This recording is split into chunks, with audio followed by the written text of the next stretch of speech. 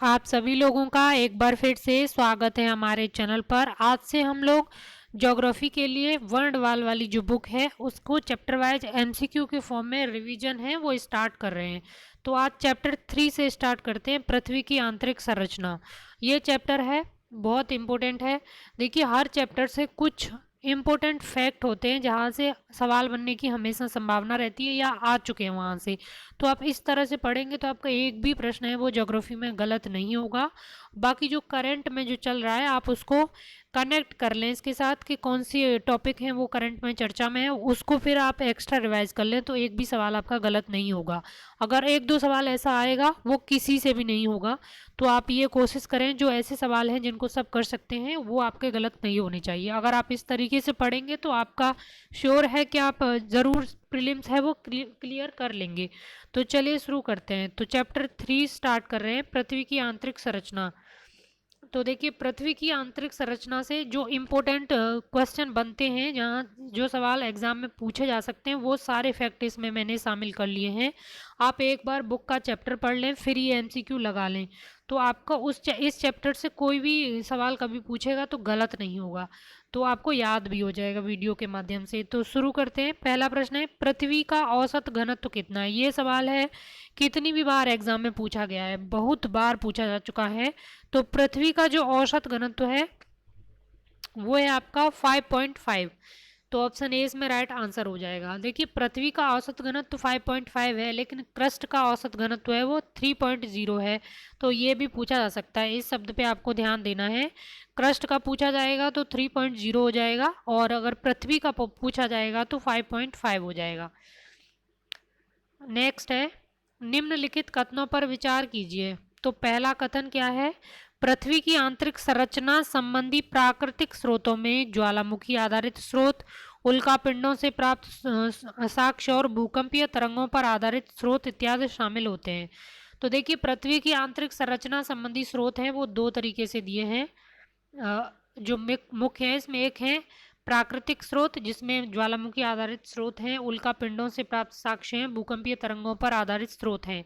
और जो अभी देखिए प्राकृतिक स्रोतों में इसलिए ये क्वेश्चन है आने की संभावना है क्योंकि अभी कल की शायद बात है, महाराष्ट्र में उल्कापिंडों को देखा गया है। तो ये सवाल यहाँ इस चैप्टर से सवाल बनने की संभावना हो जाती है क्योंकि अब करंट का चैप्टर है वो बन गया है तो न्यूज ये काफ़ी चर्चा में हो जाएगी तो यहाँ से सवाल आने की संभावना है वो बन जाएगी। दूसरा कौन सा जो स्रोत इसमें होते हैं, और ये देखिए आप नहीं, यहाँ पे हो जाएगा अप्राकृतिक स्रोत। तो अप्राकृतिक स्रोतों में शामिल हैं घनत्व आधारित स्रोत, दाब आधारित स्रोत और ताप आधारित स्रोत।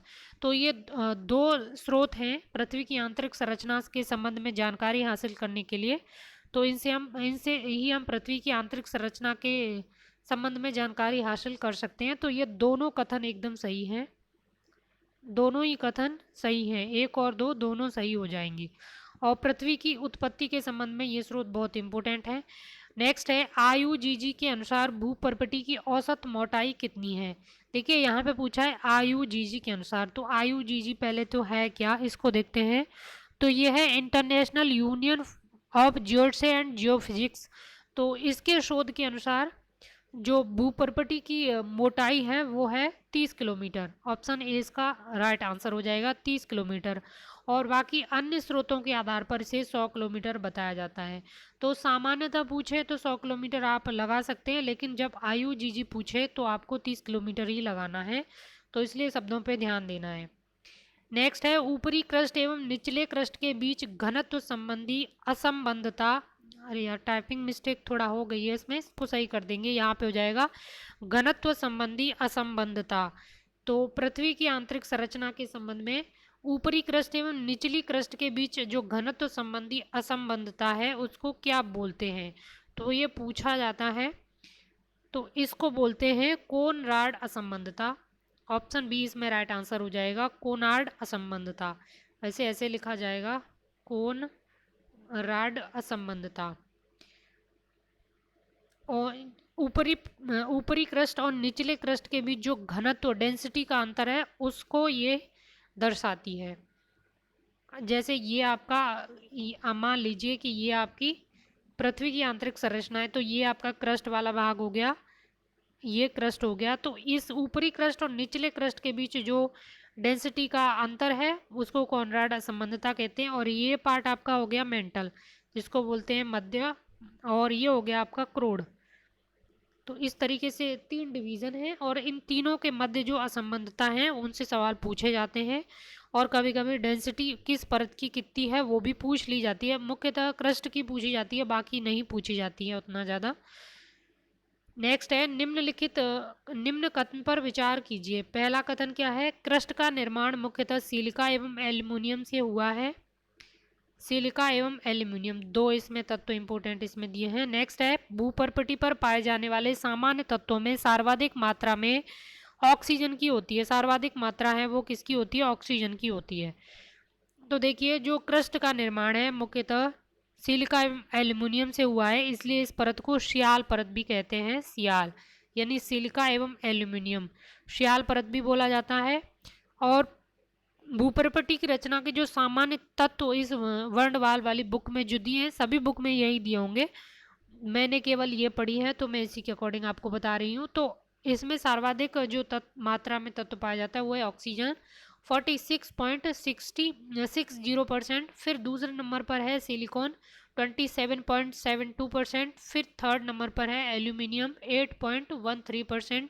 फिर है आपका लोहा यानी फेरस, तो उस वो है आपका 5%। और कैल्शियम है फिर उसके बाद में, वो है 3.63%। फिर है सोडियम 2.83%। फिर है पोटेशियम, वो है 2.59%। फिर है मैग्नीशियम 2.09%। तो ये क्रस्ट के रचना के सामान्य तत्व हैं और ये सवाल यहाँ से पूछा गया है।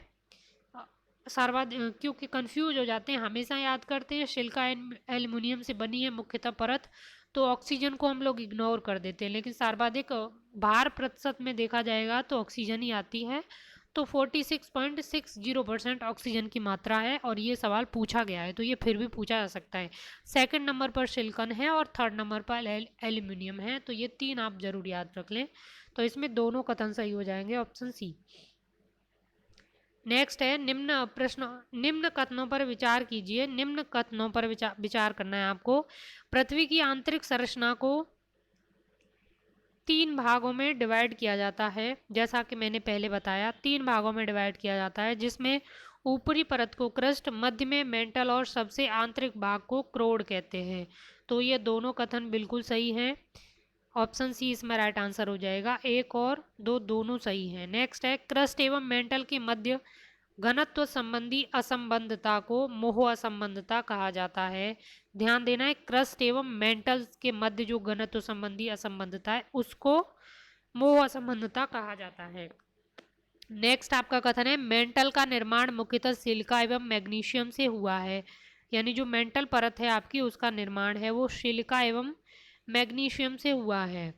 तो देखिए यहाँ पे आपका राइट आंसर हो जाएगा। दोनों कथन सही हैं, 1 और 2 दोनों कथन बिल्कुल सही हैं। क्रस्ट एवं मेंटल के मध्य जो असंबंधता है उसको मोह असंबंधता के नाम से जाना जाता है। मोह असंबंधता एक रूसी वैज्ञानिक थे, ए मोहरोविकिक, तो उनके नाम पर इसको जो मोह असंबंधता है ये नाम दिया गया है।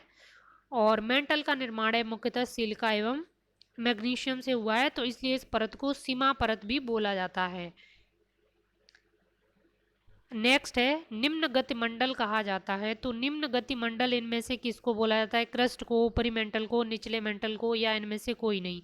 तो राइट आंसर आपका हो जाएगा यहाँ पर जो ऊपरी मेंटल है उसको बोला जाता है निम्न गतिमंडल। अब निम्न गतिमंडल इसको बोला क्यों जाता है? क्योंकि भूकंपीय लहरों की जो गति है यहाँ पर आकर के मंद हो जाती है हल्की सी, तो इसलिए इसको निम्न गतिमंडल बोला जाता है। 100 से 200 किलोमीटर की गहराई में ऊपरी मेंटल जो परत है वहाँ पर भूकंपीय लहरों की गति है वो धीमी पड़ जाती है और इसलिए इसे निम्न गतिमंडल के नाम से जाना जाता है।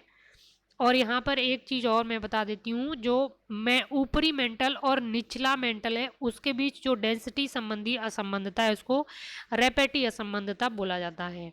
तो यही फैक्ट है इस चैप्टर में, और बस एक बार समझ लो और ये जो खाली जो असंबंधताएं ये आपको थोड़ा रटनी पड़ेंगी, बाकी इसमें कुछ भी नहीं है।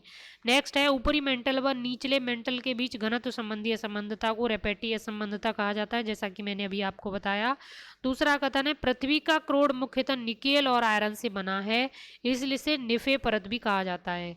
तो देखिए ये बिल्कुल सही है, दूसरा कथन भी। पृथ्वी का जो क्रोड यानी अंतरतम भाग है वो निकेल और आयरन का बना हुआ है, जिसका घनत्व भी अधिक होता है।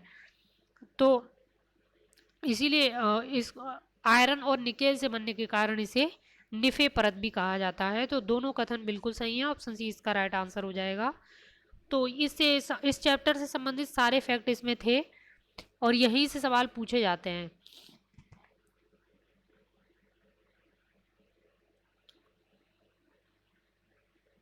और इसमें गुटेनबर्ग और विशार्ट असंबंधता भी है, तो वो जरूर आप एक बार उसको भी देख लेना। और दूसरा है लेहमैन असंबंधता, लेहमैन भी पूछी गई है काफ़ी बार। तो ये क्रोड में जो डेंसिटी का अंतर है उसको लेमैन असंबंधता कहा जाता है। आंतरिक आंतरिक क्रोड और बाह्य क्रोड के बीच जो असंबंधता है उसको लेमैन असंबंधता कहा जाता है। क्रोड और मेंटल के मध्य जो डेंसिटी संबंधी असंबंधता है उसको गुटेनबर्ग और विशार्ट असंबंधता कहा जाता है। तो इस चैप्टर में यही इंपॉर्टेंट फैक्ट थे जो यहाँ से ही सवाल बनते हैं। तो बस आप उस चैप्टर को पढ़ लें और ये वीडियो देख के ये सारे एमसीक्यू लगा लें, बस इसी को रिवाइज करते रहें तो ज्योग्राफी के सवाल आपके 90% आपके सही हो जाएंगे। बस इतने ही आपको प्रीलिम्स क्लियर करने के लिए ज़रूरी होते हैं। चलिए नेक्स्ट वीडियो मिलते हैं नेक्स्ट चैप्टर के साथ, तब तक के लिए धन्यवाद।